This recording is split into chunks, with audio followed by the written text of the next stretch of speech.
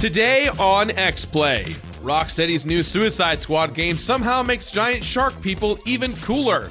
And the world is covered in goo as we review the gunk. Stock up on the Costco hand sanitizer. It's game time.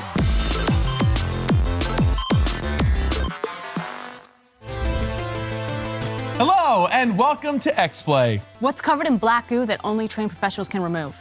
The G4 bathrooms? Very close. Next hint. What contains a hunger that will not be sated until the entire planet is destroyed? Xavier Woods when he's gone more than 45 minutes without a Chipotle burrito bowl.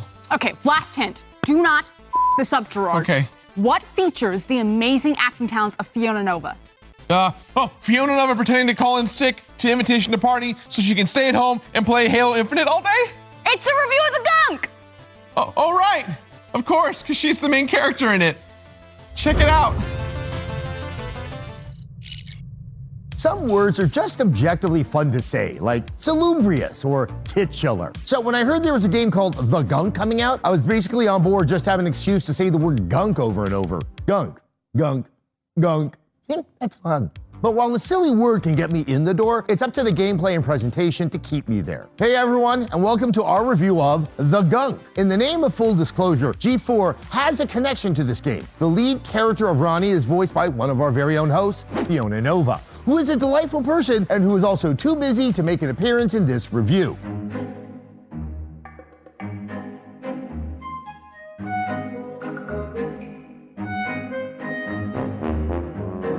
But not having her here also means I can make as many jokes as I want about this game's name. Although, I promise I'll try not to say the word gunk too much. Less than 50 times seems doable. I think I can manage that. Wait, I'm already on 7 gunks? 8? Oh, I'm sure I'll be fine.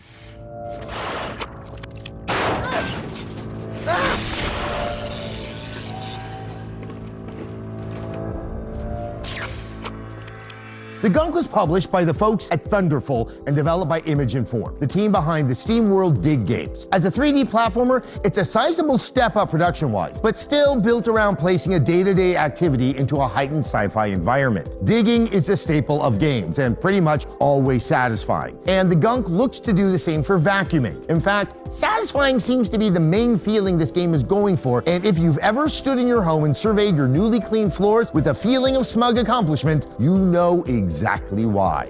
The Gunk centers around 2 scavengers named Ronnie and Bex, who arrive on a colorful alien world to gather up materials and resources, only to discover that it's all gunked up with, well, you know, gunk.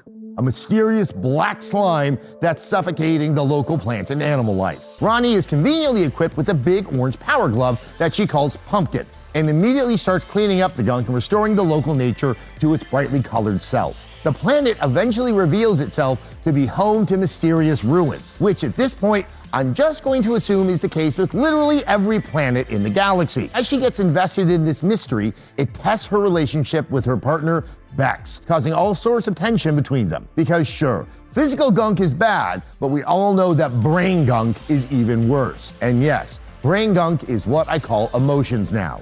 Deal with it. Something that really works in the Gunk's favor is that it knows exactly what it is. It's a light and pleasant puzzle platformer about vacuuming up gunk. The visuals and story and sound all contribute to that warm and fuzzy feeling. And if that feeling is one that leaves as soon as you put the game down, well, maybe that's okay. Because when you finish vacuuming, you know the floor is just gonna get dirty again. But you get a few minutes to bask in that satisfaction. And look, I definitely think games should be fun and enjoyable in a different and more complex way than watching a compilation of power washing videos.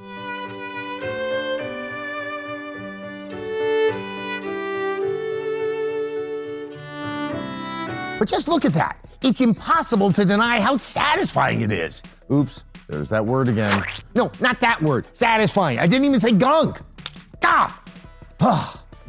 Near the beginning of the game, I was definitely worried that there wasn't going to be much to the core gameplay here. Sucking up the gunk feels nice, sure, but it's also really uncomplicated and feels at first like it's just a chore you have to do to get to the actual platforming and puzzle solving. But as the game goes on, the gunk gets more aggressive and even starts moving around. And that's when it started to feel a little more like a game and a little less like a menial task. And by the time I was climbing a tower that's so covered in gunk, my only hope was to carve myself a path without getting totally consumed. I had to admit that the vacuuming focused gameplay was a bit more dynamic than I initially thought. The game only hits those highs in a few moments though, and then it's basically over, since it's only 5 or 6 hours long. Although, I guess while 5 hours isn't that much time to spend playing a game, it's an extremely long amount of time to spend vacuuming. So maybe it balances out. I don't know. There are some gunk-based enemies to be fought. Oh shit. Not good. But the combat elements are light, and when they did pop up, the game felt like it couldn't always keep up with how chaotic things got. If they worked that out though, the game probably could have benefited from a dash more combat to mix things up. But maybe that goes against the overwhelming vibe of niceness that it seems to be going for. Now look, I'm not gonna complain about a game being nice. It's nice to be nice. It's fun, and I dug the game's pleasant vibe. But I definitely wanted to be a bit more challenged by the gameplay, because the visuals and performances in the game are very nice and pleasant. There are occasional technical hiccups, but the lush landscapes are great to look at, especially since they're all gunky and gross when you first get there, and you get to approach the flora and fauna with a sense of pride, since you help restore them to their former glory. But my point is that the planet that the gunk is set on has some real character, especially as more ruins are discovered and the mystery deepens. But story-wise, the focus here is on the relationship between Ronnie and Bex, so it's more important for the player to care about those characters than to be super invested in the mystery of what happened here, especially since there are only a few characters in the game: Ronnie, Bex, the robot Kurt, and a few aliens of varying friendliness. I'm delighted to report that G4's own Fiona Nova is delightful in the game, and I'm not just saying that because I'm worried that she's around and might hear me. One up to you, Captain. I do kind of wish that the game would commit a little harder to making Ronnie and Bex an actual couple though, because it feels like they wanted to keep it lightly ambiguous, which keeps some of the moments in the story from hitting as hard as they could. The moments of genuine interaction between these characters worked best when it started to get somewhat complicated, and it made the pleasantness feel more earned, much like the gunk makes the gorgeous landscapes feel earned. And I think that feeling could have been much stronger with just more. I don't mind a short game at all, but I felt the characters needed 2 or 3 more beats to make the arcs really work. And I also felt like the world needed 2 or 3 more areas to make it feel more substantial. And even the gameplay needed 2 or 3 more elements, whether it be enemies or puzzles, to add some complexity and scale things up towards the end of the game. It's a tricky balance though, adding more content without overdoing it and gunking everything up. Speaking of gunk though, it's been a while since I've checked my gunk count. Let's see how we're doing. Oh my God, I might actually come in under 50. Let's just leave it up for the rest of the video so I can hold myself accountable. The Gunk is a perfectly nice and well-made game, like a cleaning spree that feels great right up until you survey your apartment the next day and realize that you somehow gunked it all up again. Snacks are great, and since the Gunk is going to be available on Game Pass, I hope lots of people give it a shot and find themselves pleasantly diverted for a couple of hours by the colorful design, positive environmental message, and gunk-sucking gameplay. Which is why we give the Gunk a 3 out of 5. Hey, look, under 50. I'm pretty proud of that. And anyone who didn't think I could do it can go gunk themselves. Damn it.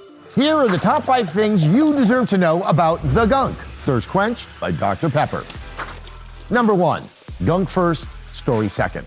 The Gunk is developed by the Swedish team at ENunn, mostly known for their beloved SteamWorld series. And after cultivating a universe for SteamWorld over the course of 5 games in 10 years, you know that they have world building covered.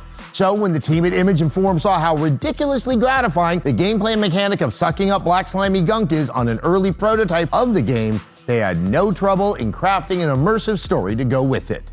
And speaking of lore, number 2, the logbook will be your best friend.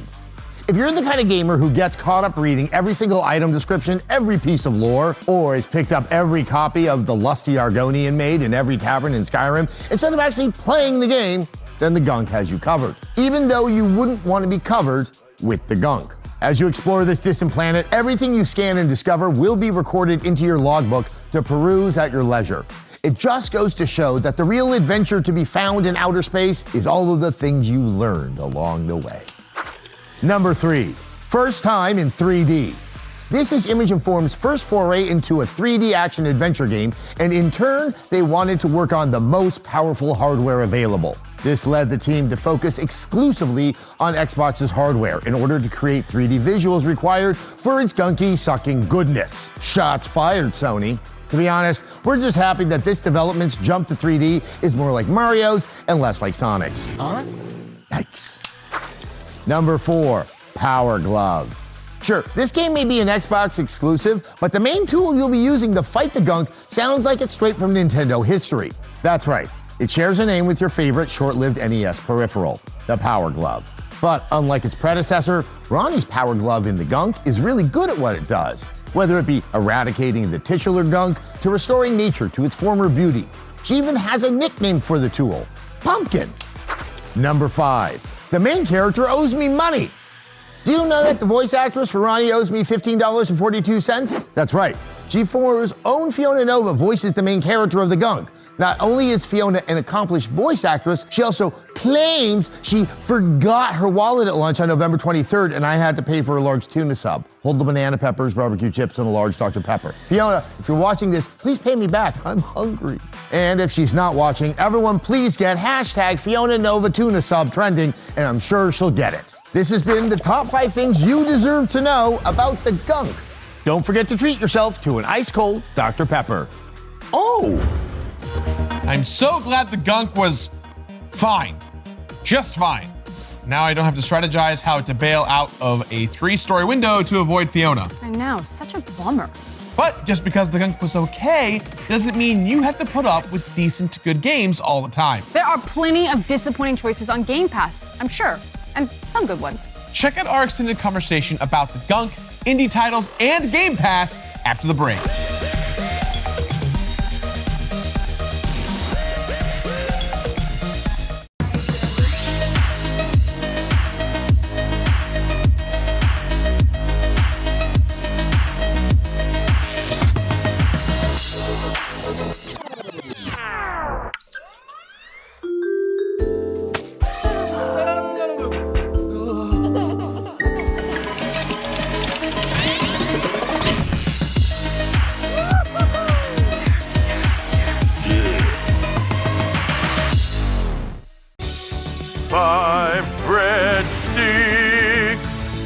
My triple treat, 3 layers deep, 10 Cinnabon mini rolls to eat, and the pizza plus another pizza.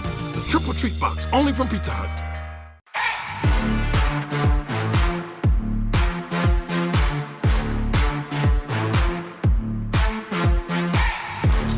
At SteelSeries, we make the headsets, mice, and keyboards that the world's best gamers win the most with. And we've been doing it since way back.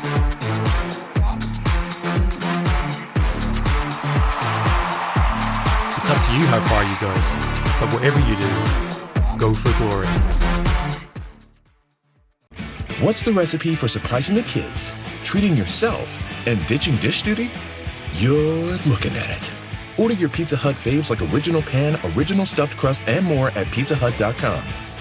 No one out-pizzas the Hut.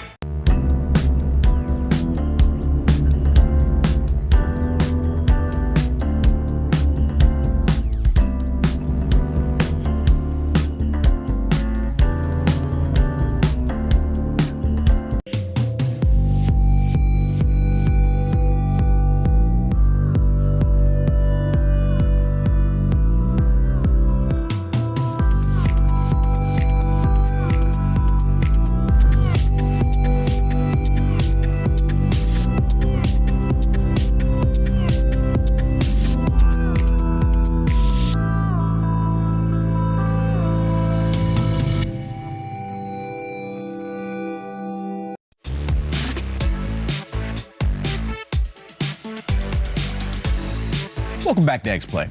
Let me ask you something, Gerard. Would you play Cyberpunk 2077 on the PS4? If it was on Game Pass, yeah. That would literally never happen. All things are possible through the power of Game Pass, which strengthens me. Check out our deep dive into indie games and the benefits of giving into the inevitability of Game Pass. Game Pass, Game Pass, Game Pass, Game Game Pass. I think you have a problem. We are bringing back to the show our good friends, XPlay's own The Black Okage, Hey. and G4's own highly independent-minded person. I think that's a halfway good segue. It's WWE superstar Xavier Woods, aka Austin Creed. If someone says, hey, for $60 and your time, are you willing to risk it on this game?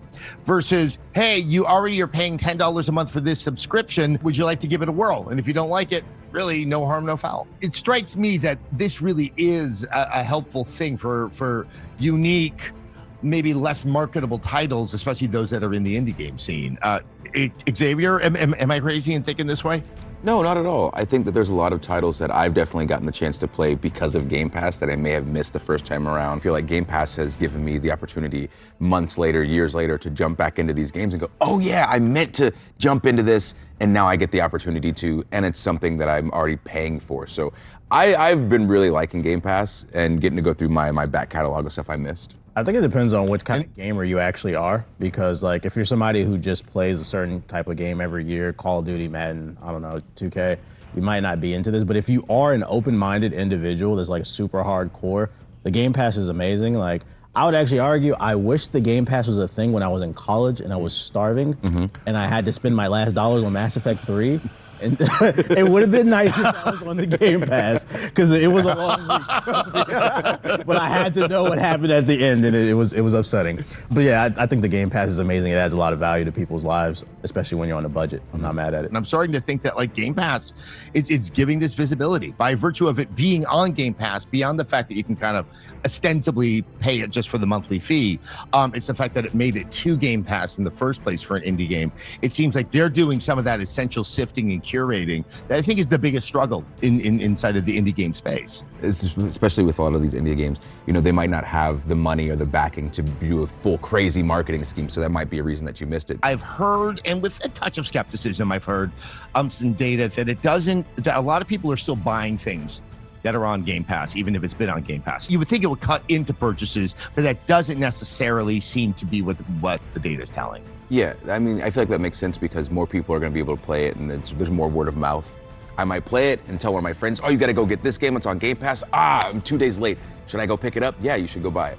Does it now kind of mean that when you play a game on Game Pass, that something's got to happen in that first 1 or 2 hours to get the player to actually see it through to completion? That you can't necessarily slow burn your way into the fun part 5-6 hours into the game?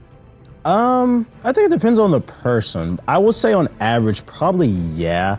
I learned this from Gordon Ramsay. When I know this has nothing to do with food, but when the menu is extra large, it makes it harder for people to choose things. So a lot of times you can tell what's a good restaurant based on the size of the menu if it only has like 8 to 10 items. So it's like, because the Game Pass has so many different items, I could see it causing an issue where people feel like, oh, let me try this, and then we go try that. So maybe in those first couple hours, yeah, you could argue it probably does have to captivate you. The thing is, like, because these are indie games, it might be a slow burn getting into the game versus something like Ghost of Tsushima, which is a high production value. That sucked me in right away. And at the end of the day, if you're paying $10, $15 a month, you're probably gonna want to get your money's worth. So you're gonna want to try as many things as possible. So in order to stand out, I think you probably do need to get those first couple hours right. Yeah, definitely makes sense. So we reported earlier this week, all the weeks blend into each other, that there's good rumor from good sources, that Sony is about to make their forays into the Game Pass style model. Now, one thing that really distinguishes Sony from Microsoft is that Sony's own exclusive titles, the Sony-made games, Spider-Man, Ratchet & Clank, Ghost of Tsushima, those might be enough to support that Game Pass model, possibly. But although Sony has also made quite a number of forays into the indie game space, I'd love to hear your thoughts. Start with you, Xavier. How important indie games would be to a Game Pass style model inside of Sony's ecosystem? I think it'd be great because with those titles that you named, obviously people have dumped so many hours. But I feel like having those titles that you named in there, obviously you're going to bring some of the people who are more on the auxiliary, like on the outskirts of gaming. But then jumping into that bigger Venn diagram, having more independent games on there is only going to make PlayStation a bigger force and give more people more options of more kinds of games to play. So I think that it would be great to have those major titles, but then have it filled in with indie games so that people, they come for Spider-Man and Tsushima and they stay for X, Y, and Z in here. And they just kind of keep getting in that groove of pushing indie games to the next level. Did you just call like the Game Pass almost like anime filler, basically?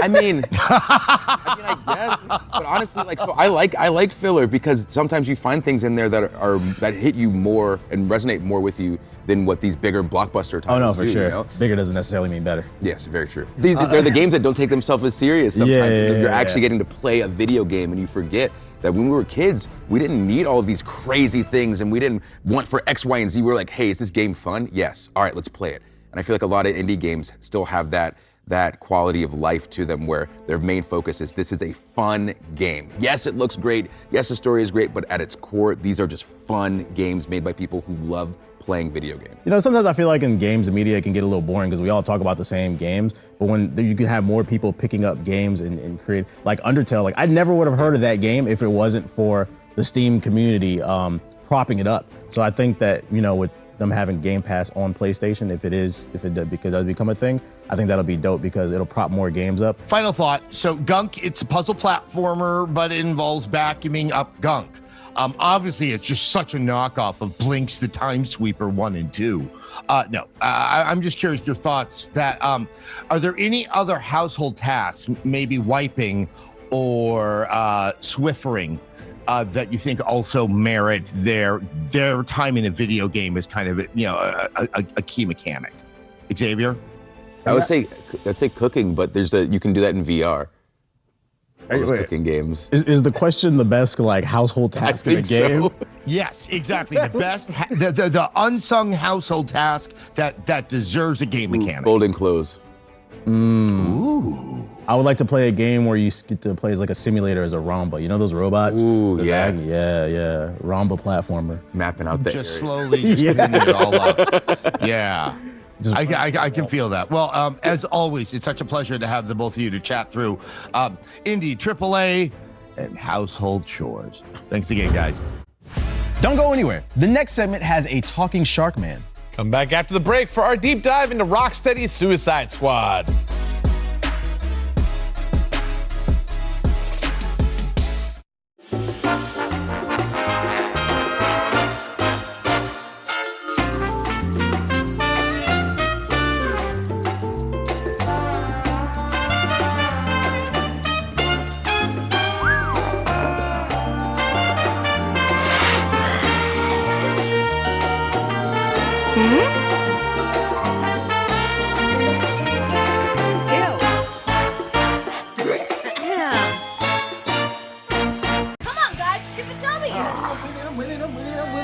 If you really want to win this, we should do the freeze drive ritual! Silence! TBH, the elixir! Elixir? I brought Dr. Pepper. Dr. Pepper is the elixir.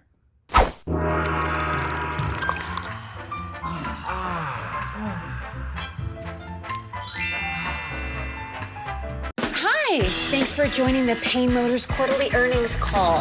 And now I'll turn you over to our new CEO. The numbers last quarter were rough. Mea culpa. Well, not mea culpa, actually. Vea culpa.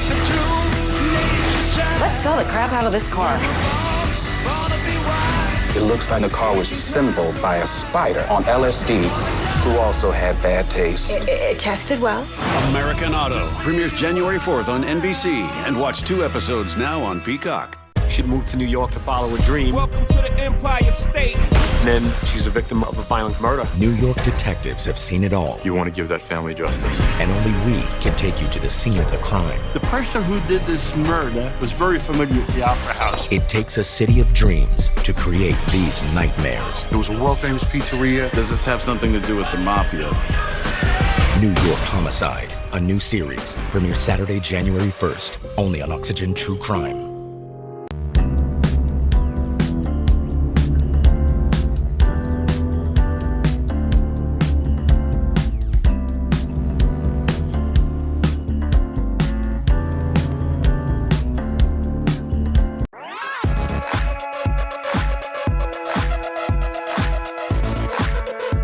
Welcome back to XPlay. If you had to be murdered by a Justice League member, which one would it be?